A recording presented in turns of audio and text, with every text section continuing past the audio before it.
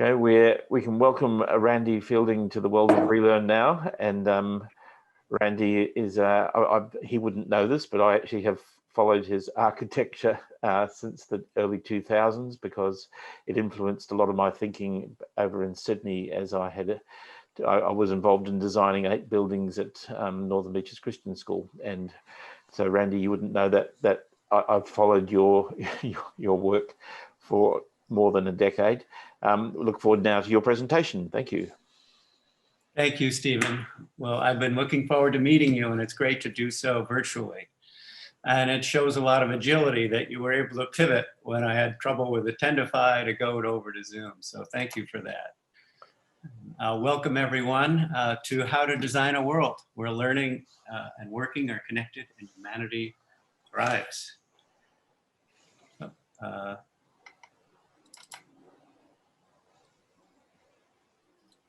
Little reboot there.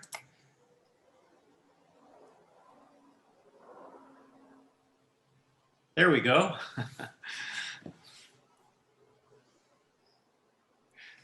What problem are we solving?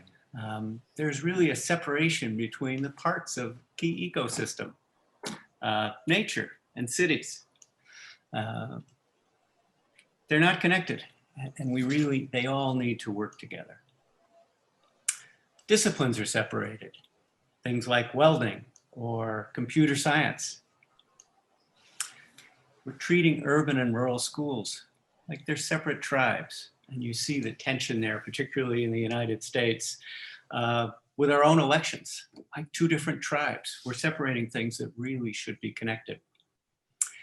We're treating racial diversity as an achievement gap, thinking that people of color who are not getting, say, the same test scores or having the same kind of skills in areas like medicine as somehow lacking, when in fact, we need to be celebrating those differences. And we're seeing a separation between spaces, inflexible closed system spaces, like you see kids in this corridor. How do we deal with those problems? Well, we've got a toolkit and a kind of alignment journey, starting with aligning your learning ecosystem, human capacity, vision, and environment. Also sharing case studies, best practices. How have we seen this work in other parts of the world? And design patterns. We actually work with 80 different design patterns. This one is about cave space, about how people learn in space. Integration mapping. You see this is an example of aligning an ecosystem in a whole new campus for living, working, and learning. Master planning and design. You see here a case we're mapping where those places for learning and working within living and working environments. As we align our ecosystem, we really need to see that all of these things work together. You can't just focus on what is your human capacity or your vision or your environment. They're all interdependent. We need to work with them all together to be successful. And in that alignment journey, it really starts with building relationships. So here you see a meeting with learning leaders, teachers, a superintendent on the right, my colleague and learning designer, Nathan, who's on this meeting, in one of our meeting rooms at the Hummingbird Design Lab in Minneapolis. As we look into some of the details of how we get there, of aligning our ecosystem, for vision, we really need to define those core beliefs and nurture those educational programs, identify goals and programs. And for human capacity, defining the roles is critical, nurturing professional learning. For the environment, celebrating culture and ethos. Seeing how time is a critical part of space is important. As we leverage human capacity, we see, I think, the answers to what we need to have successful learning ecosystems. They're all around us. And this is a meeting in our design lab. This is our office and also a gathering space. Last year at Martin Luther King Day, and we've got students, we've got teachers, professors, superintendents, all together. And the ideas that we needed, they're all there. So it's connecting with each other that allows us to surface those ideas. and then getting into some of those details. This is one example of how we're looking at the different parts of an aligned ecosystem. And we're working through the key principles, outcomes, methods, systems, environment, and even assessment that are critical. Here, back into our Hummingbird Design Lab, we're seeing students. The one on the right is from one of our schools, High School for Recording Arts. She's a graduate, Jasmine, and then another one, Sophie, from another school district, working together, and yet another student on the left. So our students are really supporting us with the answers to these questions. Now, in that alignment journey, it can't always be done in real time. And here's an example of just about a month ago at the Creative Bravery Festival, and how we were able to do an online meeting and still get personal. We got out of our chairs, we reached somehow across space and connected with each other. Another part of the toolkit is case studies.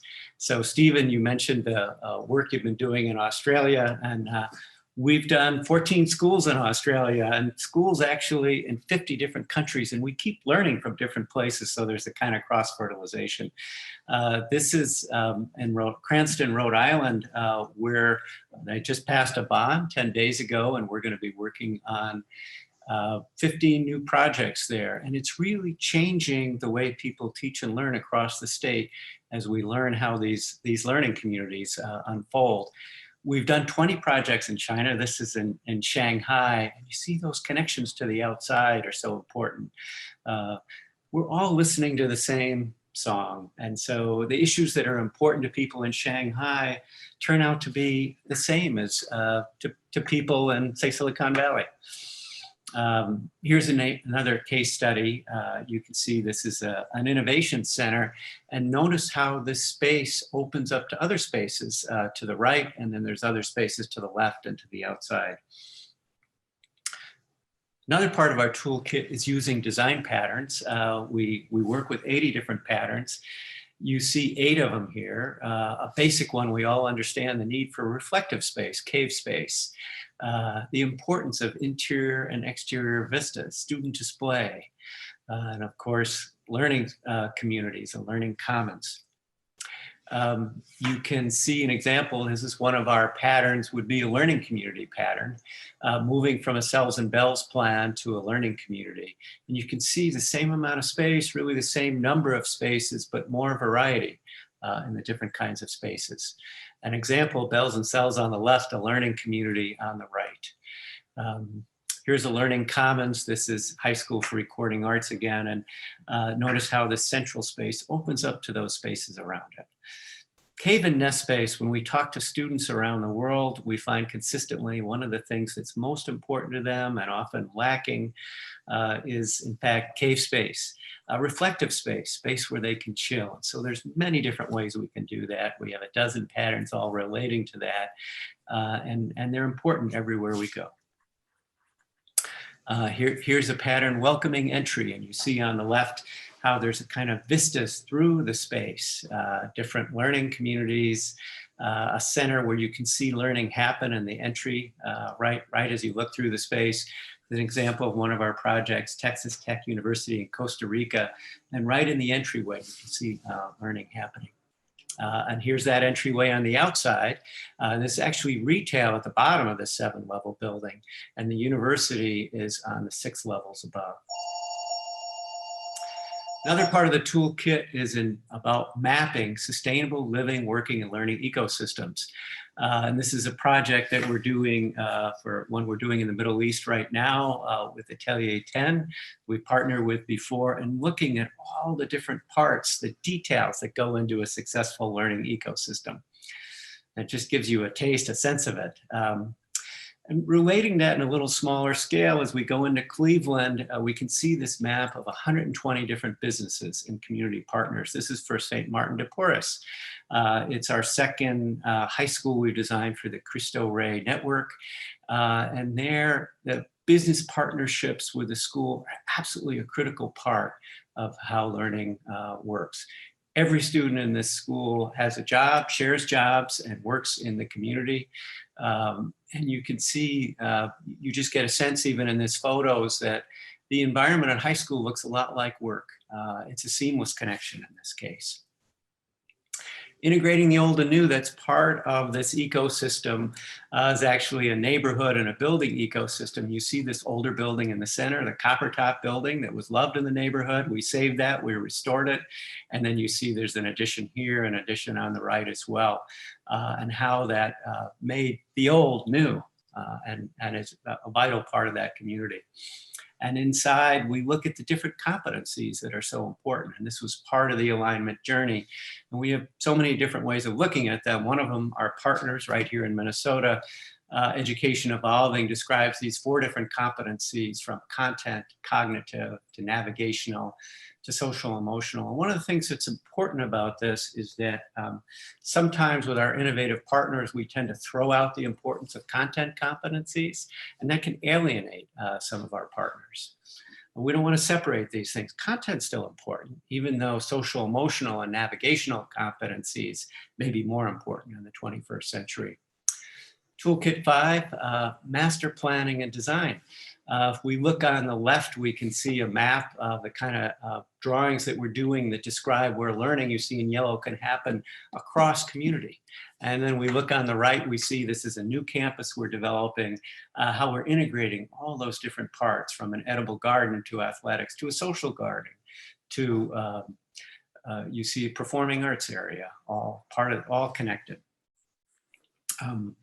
Another project in Asia, this is actually going to go out to bid next month, and we can look at the master planning, what's important in it. You see a new high school here, an elementary school here, a high school here, and there's a middle school a little bit out of the picture, and how sharing and describing what they look like, building it in 3D in our imagination, allows us to put all things together and bring the whole team together to actually build that. You can see all the different levels, how we're organizing them. And that's part of our toolkit for creating change. And you can see a sketch how we're able to bring in a very dense site and still bring in nature, connecting those things that we started with, nature and the city and technology. This is in a very dense urban environment. And last slide before I open it up to Q&A. This is a picture of our building in Minneapolis. I'm inside the space on the lower level.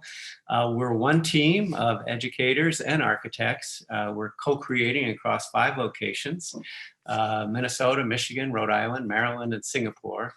And we invite you to work with us virtually or to come visit us at the Hummingbird Design Lab. Okay. Thank you. No, thanks a lot for that, Randy. That was really, really interesting.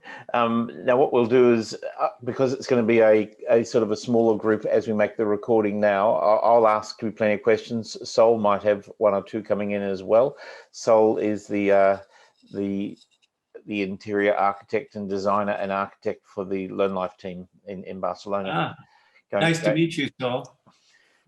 So I'm not sure whether Sol wants to come live on camera or whether it's late night in Barcelona going through.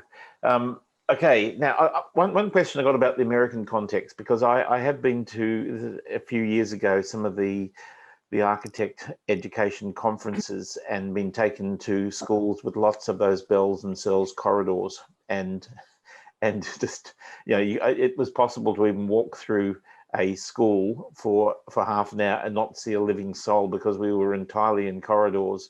And that same school was brand new. They complained that they had no money for anything else. And I said, well, how much are you spending cleaning the corridors? Because there were like, 2 or 3 kilometers of them. And they looked a bit embarrassed with that. And the sad thing was that they said that the acoustics were so bad in the corridors that the teachers had asked for longer sessions so that they could avoid the corridors. So in fact, probably 60% of the school build was not being used at any time because it was acoustically inappropriate. You couldn't see into any classroom space. How widespread is this issue in the States in terms of school design just not really working for human interactions? Well, Stephen, I think I'd say 80 or 90% of the schools that we visit still look like that. Yeah. And so often what we're hearing, people are saying that it's not why we need to change, but how we change at this point. So one of the things that's important is to look at how can you kind of master plan the change process. And sometimes we'll actually invite schools that we're working with to start by doing a kind of request for proposal or RFP process with their staff at 3 levels. And so at the first level, we'll offer professional development for groups of teachers who really want to change. They want to be more collaborative. They want to support self-directed learning, interdisciplinary learning. And we can give that to anyone, a group of teachers who are excited about it, who write a good proposal for that. They get some professional development, and if necessary, they're coming out of their classrooms and meeting in the corridor. So there's a lot of this kind of movement. It's a bit silly, but if they really want to, we can do it. And at the second level, for those teachers and early adapters who write a really passionate proposal, so let's say Sol and you, Stephen, and myself and Nathan are excited to do something, but we don't have any money, but we have the ideas. Okay, we then, we work through that process of meeting out in the hallway and collaborating and sharing. And then at the next step, the second level of the grant is getting some new furnishings and technology. And then the third level for the groups that put in a really good proposal, that are passionate about doing it, and it needs to be led by teachers, teachers and sometimes students. We offer to do a kind of a pathfinder renovation, often in the summer. Sometimes we can use operating budget maintenance funds, and at this one of the simplest levels is we take out a part of a wall. We could take out half the wall between 2 classrooms, and that changes everything. New lighting, new acoustics. You brought up acoustics a few times, and that's so important. And you look in this space in the Hummingbird, there's 4 different kinds of acoustical absorption right in this space. From overhead, there's a medium level, and if you look all the way at the front there with those baffles, a deeper level, and a couple other levels as well. So we can add acoustics, lighting, do a renovation, often to might be a group of 3, 6, 8 classrooms. And that's how we get there. And then eventually, as they see those pathfinders working, then everyone wants that. Then other teachers say, I see how that works. That's not so threatening. That's actually what happened in Rhode Island. We've been working there for 12 years, and it started out with some low-cost pathfinders. And then the parents started to come over and say, I want my kids in a space like that. And then they renovated another one the next summer, and then another one. And then finally, 8 years later, we pass a bond, and now we're doing new schools and major renovations on lots of them. So the challenge is, how do we get education systems and the bureaucracy to understand the iterative process of creating the buildings? I mean, it's in many ways the best way to start a school is to get that large structure in place, but then to gradually populate the furnishings and the interactions, because people just don't seem to be able to easily sometimes make that jump into everything being different and changed. I know that I've been to a number of schools in Denmark, amazing constructions, and then the same again with the States, being careful not to mention the cities, where I wish that they had almost locked the new version of the classroom spaces, which were very nicely done, and they had great entrances and exits into the common space, but all of the teachers were immediately going into these cubby holes of the and creating their versions of old classrooms in this new space, and in some cases being allowed to pull filing cabinets and smart whiteboards and stuff to try and create an old space out of the new space. And I think, where is the leadership in those ones? Look, Sol's with us, and she might like to talk about her process. Sol's just renovated a Spanish part of a Spanish building plus a beautiful tower into our nature hub. So I might bring Sol into the conversation now because we've got time there. Are you happy to do that, Sol? You can talk about your process of how you transformed that space in 6 weeks. Yeah, sure. Welcome. I'm really happy to sharing with you your huge experience. I have been researching you a lot, and I love your words and your inspired things that you are saying. I think that creating a big vision and allowing the community to be part of that process makes all the sense. And co-design together with the learners is what give the big impact in terms of the design of the any innovative space. So I mean, we have been together with Steven and the rest of the group working in the first hub in Barcelona, and now the last one in Gabá, and during the last almost 4 years, and there's so many stories around. But yeah, I'm completely aligned with you, and the last work that Steven said is it's quite funny because it's an old I don't know if you know the concept of Masia, that it's an old house it's like an old house in the middle of Spain, and quite weird because it's like a labyrinthic house with like the Torreon, to see the views of the sea just in front of the sea. And the challenge was to renovate this space for early years in 1 month. Yeah, 1 month. Wow. And I mean, so we just go through a really quick process, trying to, what you were saying, like we have like a combination between an old part and a new that has to coexist together. And I mean, it was a really nice process, and the best part is now that the small learners start using the space. And here it comes like the funny part, and where we really can learn how can we improve how they are using the space. We have like a first conception of the design of the space, but then you realize that kids came there and they have a completely different use of the space. And so yeah, it's a really fantastic experience, and it's a really privilege to be here with you tonight. So I think one of the interesting things for me is that the work of what you've been doing has actually spread over a decade into different countries, and it's very rare in Australia now to have a new school built that's not built to a far more open, interactive design, which is why it's quite interesting to hear that in the States that actually hasn't happened yet in terms of the general. I've thrown a provocative idea, and I'll throw it to you now. In a society such as Australia, where we're seeing rapid changes to online shopping, we're seeing the need for aged care facilities explode, all of those things. I said, well, we've got the perfect answer.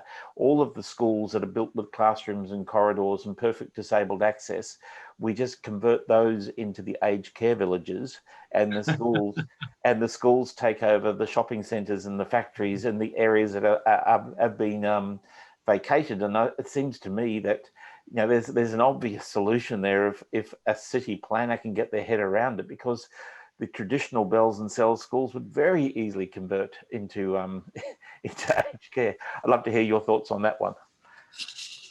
I think you're spot on. We're talking about the same thing. Some circles in the U.S. as well. You have classrooms which are maybe 750 square feet, with perfect size for a 1 and 2 bedroom unit. They have windows. I think converting commercial spaces into schools is perfect. Putting kids in the center of things around activity. It's great connecting us just the way we're connecting today. It's great to connect to you, Stephen, and Sol. Sol, I appreciate all your kind words. It's a particular challenge with factories and retail to get as much natural light as we'd like. So I think to do it well, it's really helpful if you can have enough budget to do a little deconstructing. So you can take bigger buildings and cut out portions of them, to bring in light wells, to bring in courtyards, and skylights is not quite enough because this connection to the outside is important. Now, a lot of retail space has some storefront, and in a lot of cases, we can just work with that. But I think if we can increase that, so for example, a typical retail space has sort of an ugly butt, right? You know, there's no windows, there's garbage, it's dark, and you can open that up more and look at the back of the building as sort of green it all, you know, green it more. We're removing cars, we're cutting into pavement, we're putting in green, so front and back become more green. So we really are integrating, you know, the city and also the schools and nature as well. Definitely a great way to go. Yeah, I guess many of those buildings were built with a sort of concrete slab construction where they can build them very, very fast. But I'm imagining that you can cut holes into those areas. I'm reminded actually of a conversation I had in Rwanda. And I guess in one sense, for those of us who are passionate about school design and what needs to happen, this was quite a funny story. We looked at the idea of a 4-classroom block that looked like a jail cell, basically, with a veranda connecting them, and actually had the metal bars on the window. A very, very typical African type school construction, because it was very low cost. And I was asked, could I design something that was different? And Rwanda has the abundance of gardens and nature, and you know, because it's a very fertile country. And so I said, okay, well, if you put the 4 classrooms into a square, had double door entries between them, and then a common storage space right in the middle, and then remove one wall out into the gardens on each side, and then have the large hotel style verandas, I said you can actually get 4 times the space for the same cost by actually creating a garden that adjoins it. Anyway, the school loved the idea. We got the plans drawn up. It got stuck at the bank level, who looked at it and they said, but a classroom has to have 4 walls. Bankers sometimes lack imagination. It got totally stuck at that level. Yeah, no, that's going like a brilliant idea to me. Yeah, no, well, it worked so well. But again, it just shows the layers of complexity with the whole issue of school design. Okay, now we're into sort of our final few minutes here, because the Zoom countdown is going, and we will make a recording of this. Is there any last comment, and I'm going to throw it to all 3 of you, that you'd like to make as we finish off this recording about what would you love to see happen in the next 10 years in school design? Perhaps we can start with Nathan. You've been sitting there very quiet. Yeah, sure. I think, one, it's much more driven by youth voice. I think the students have been left out of conversations, not only around designing environments, but designing what's learned, when it's learned, how it's credited. And if we take the time to talk with them and bring them into the fold in the conversation, and others too, parents, educators, community members. And that's really what we try to do at Fielding, both in our client-facing work and in just our community work. As Randy said, we exist to make the world better. And the way that we can do that is by integrating our kind of superpowers in space design and rethinking education, by bringing people together and starting with a conversation and leading to action. So starting with listening to the young people, starting with listening to the needs of the world, starting with empathy, starting with love. That's how we're going to make the world a better place. Great. And I'll pass on to Sol. Yeah. I think that after COVID and the lockdown, something that it's really where is that the space is something that matters, and especially it might affect into our physical and mental health.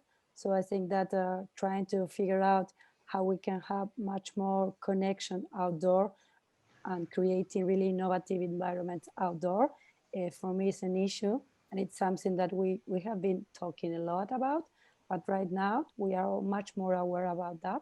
So I think that we should challenge ourselves to think about how we can really create a fantastic outdoor environment where learners, teachers, and everybody can really learn in a really healthy environment. That's my big challenge for the next 10 years. All right, and I'll throw to Randy now. This is actually your session, so we'll give you the final word. What would you like to see happen in the next 10 years in school design? I'm going to build on what Sol said. Sol, you talked about nature and the importance of that. Interesting thing is that it's something we all have in common everywhere. It doesn't matter what political party you're with. Everywhere we go, when I ask people what's most, I'll give you an example. We did a Inuit cultural learning center at school, and in a frozen site where we couldn't see anything but white, I asked the Inuit, a gathering, what was most important to them about a new building, and they said being out on the land, or working in Whitehorse, which is also extremely cold, not the Arctic, like. And asked them what was most important. And they said, well, it's being outside. You know, there's no bad weather. There's just bad clothing. And this is something that crosses different divides. And so it also builds on what Nathan said. It's about love. It's about listening. We're all pretty close. You know, we all have similar needs. And whether you're most interested in being a welder, or you're more interested in going into something that's academic or requires years and years of school, inside we're all the same. And we can find that, we can listen to each other. And space and place, which is so important, something we all have in common, so it can help bring us together. Stephen, how about you? We'd love to hear what you're thinking. Look, for me, yes, the answer is outdoors. I think we just have not explored, even in a heavily urban environment. I mean, how do we connect community spaces to existing schools far more effectively? And I love the idea from Helsinki, where the whole city is designated as a learning space, and they made all public transport for schools free during the day. So, and then they required all schools to be spending at least half a day per week out in the city in that wider learning space. I think we have to reconfigure, you know, what's our perception of space and where it should be. I know that I've always laughed when I've spoken to New Zealand audiences. I'm born in New Zealand, and when you show them pictures of schools, they all love the designs, new ideas. And then you ask any New Zealand teacher what's their favourite space, 100% will always be outdoors. You know, that regardless of anything that you've come up with or built, designed, and anything else, it's this human mentality. And I think COVID has shown us that even some of the nicest designs are actually technically not healthy, and so therefore we have to consider those things now moving forward. All right, well, thank you for the conversation, and we'll get this one edited together and put out there on the Relearn platform. So thank you very much. Thank you all so much. Wonderful to meet you, Sol, and to see you, Stephen. Fantastic. Really nice to see you. A pleasure. Have a good night. Bye-bye. Bye.